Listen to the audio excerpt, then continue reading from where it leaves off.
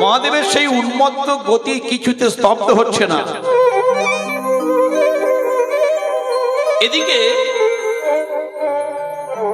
কিছু মুনি পত্নী তারা মহাদেবকে দর্শন করলেন। বস্ত্র নেই তো, উলঙ্গ মহাদেব, দিগম্বর মহাদেব। মনির পত্নীরা এসে বলছে, হে দেবাদিদেব মহাদেব, আপনি ভিক্ষা নিন।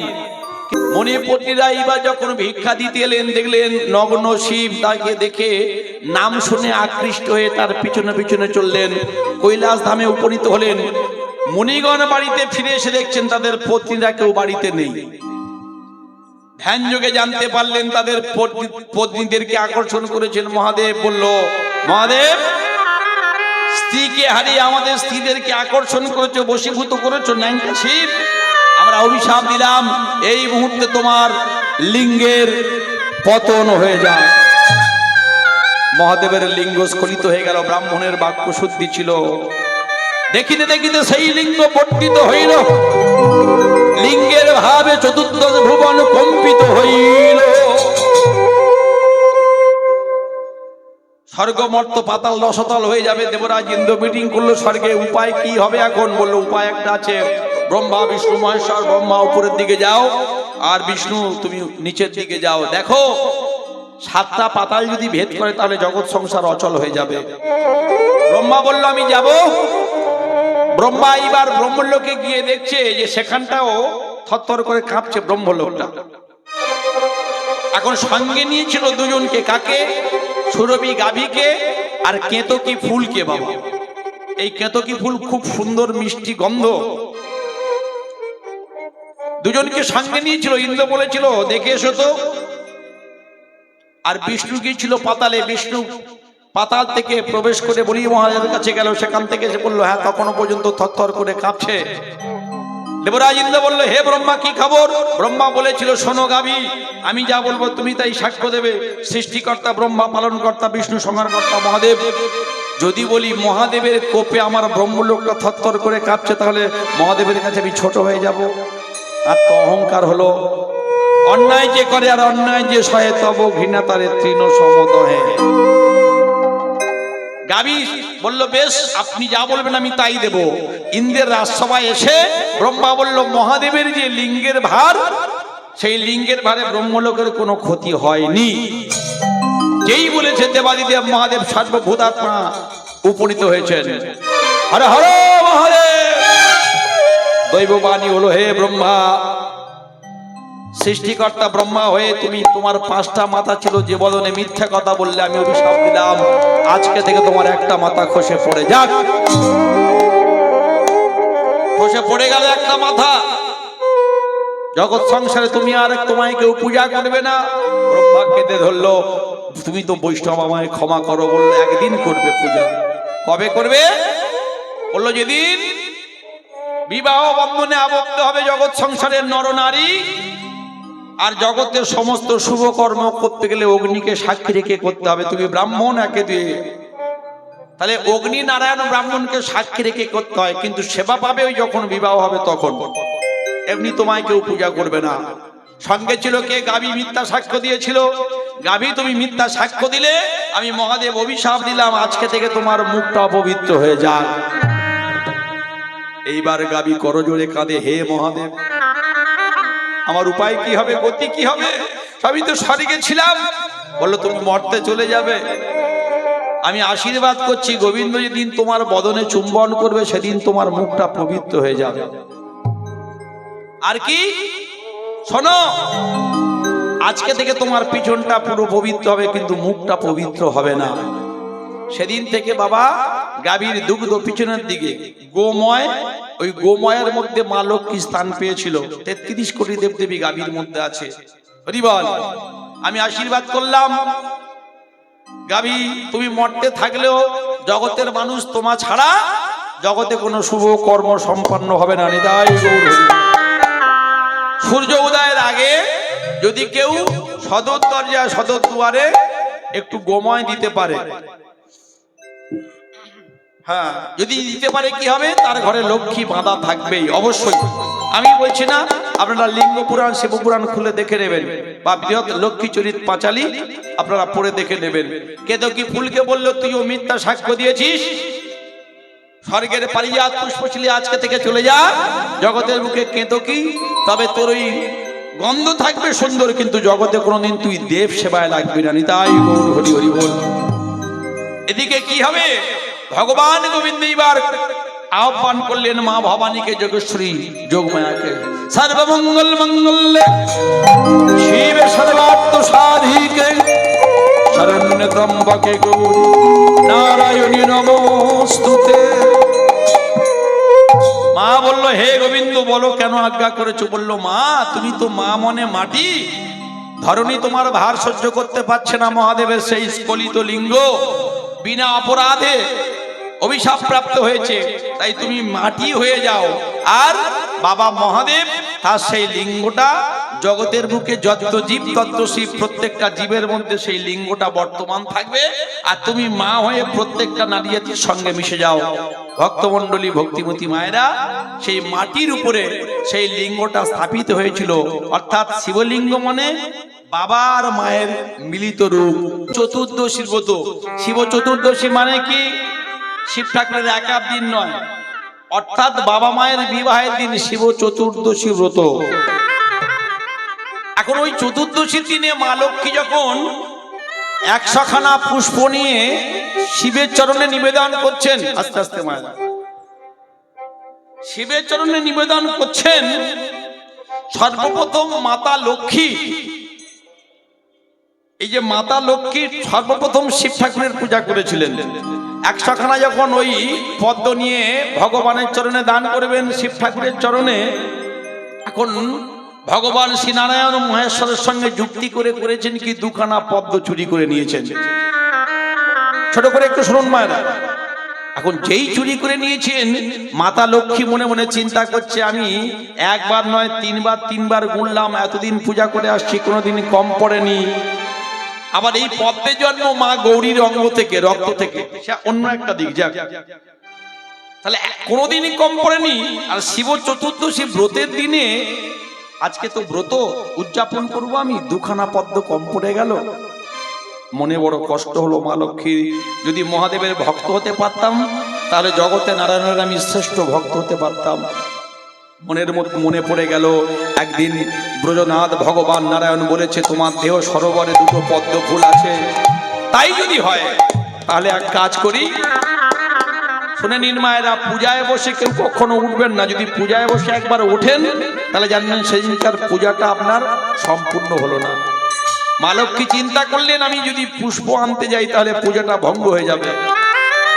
পাশে পড়েছিল একটা শানিত ছুরিকা, আর সেই শানিত ছুরিকা দিয়ে মা লক্ষ্মী জগৎ জননী আমার দেখিতে দেখিতে বাম পায় ধর কর্তন করিলা, বাম পায় ধর কর্তন করিল, অশ্রু স্বরের উধির ধারা নির্গত হইল, ওই অশ্রুধনের উধির ধারা নির্গত হইল। নমো শিবায় সত্তায় কর্ণত্রয় হেতমে নিবেদয়ামি চত্মনা তঙ্গতি পরমে সর।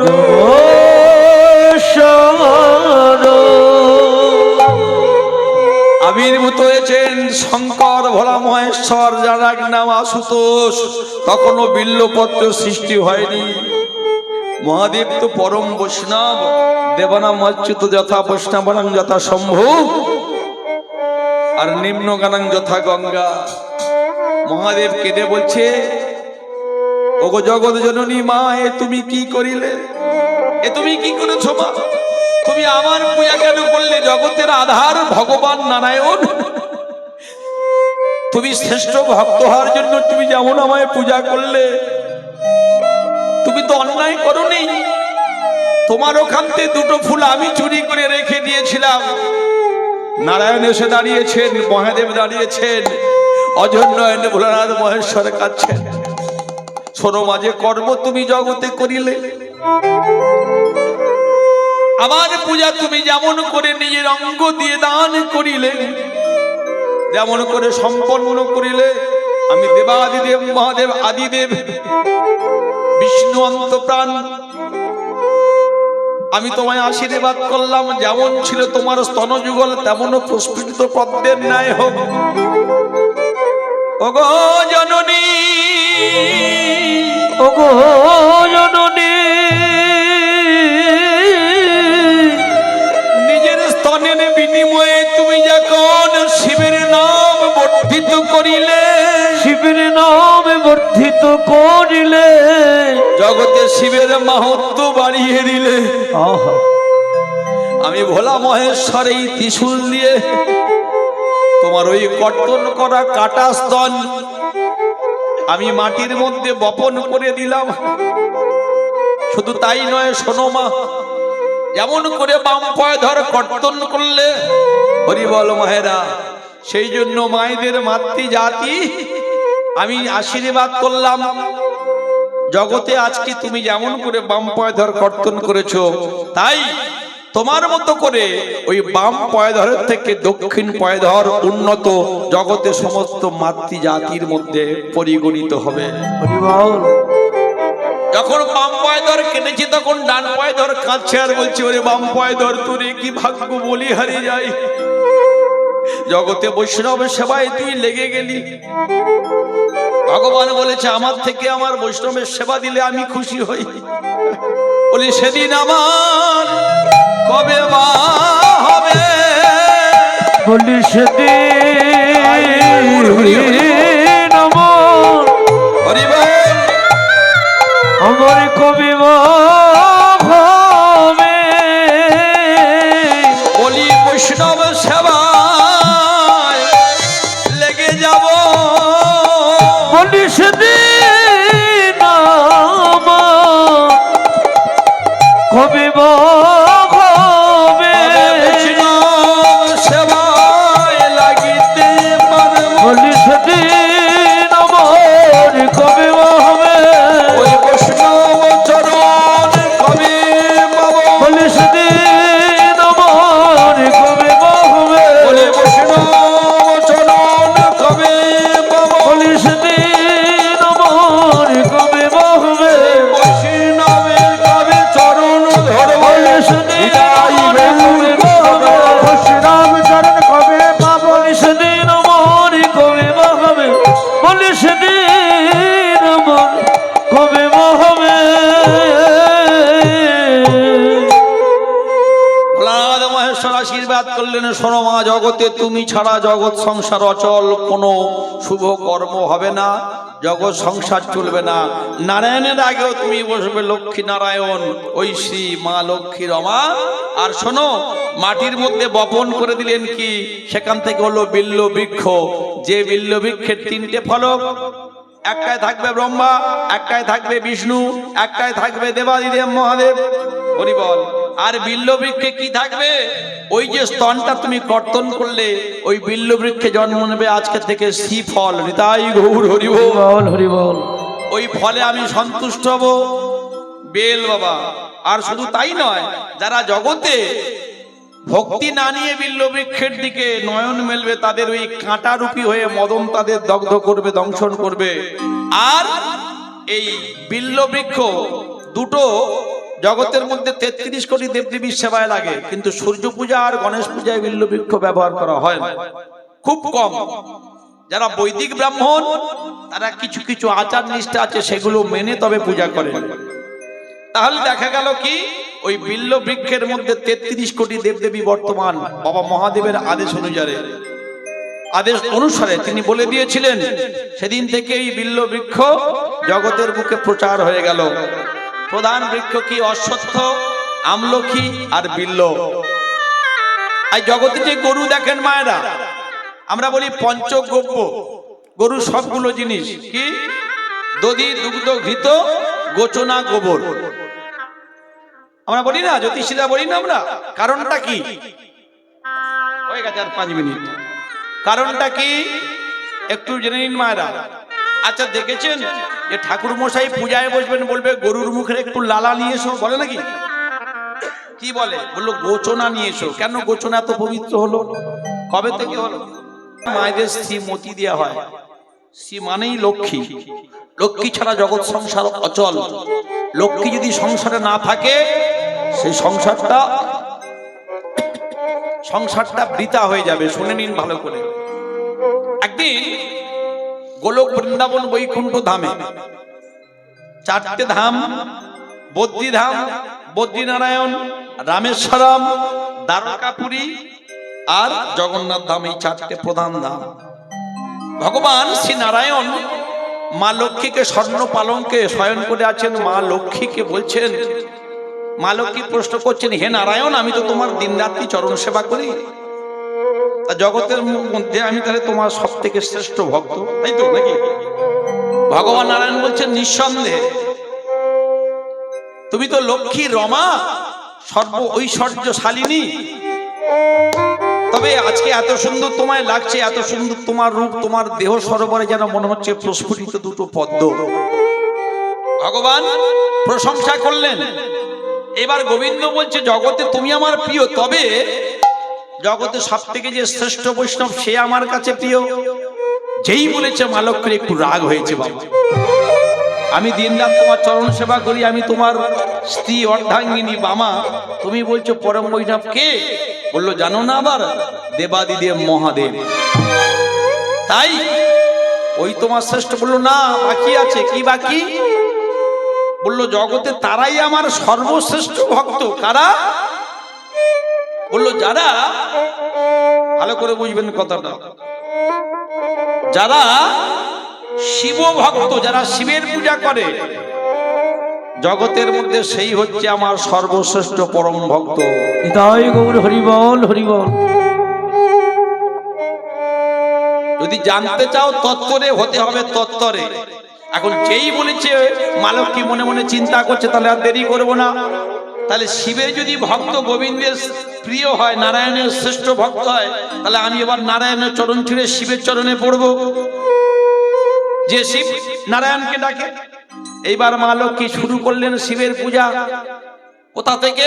পুষ্কর তীর্থ থেকে 100 পদ্ম ফুল নিয়ে এসেছে মা, আর গুনে গুনে শিব ঠাকুরের পূজা করছেন। ওম নমো শিবায়।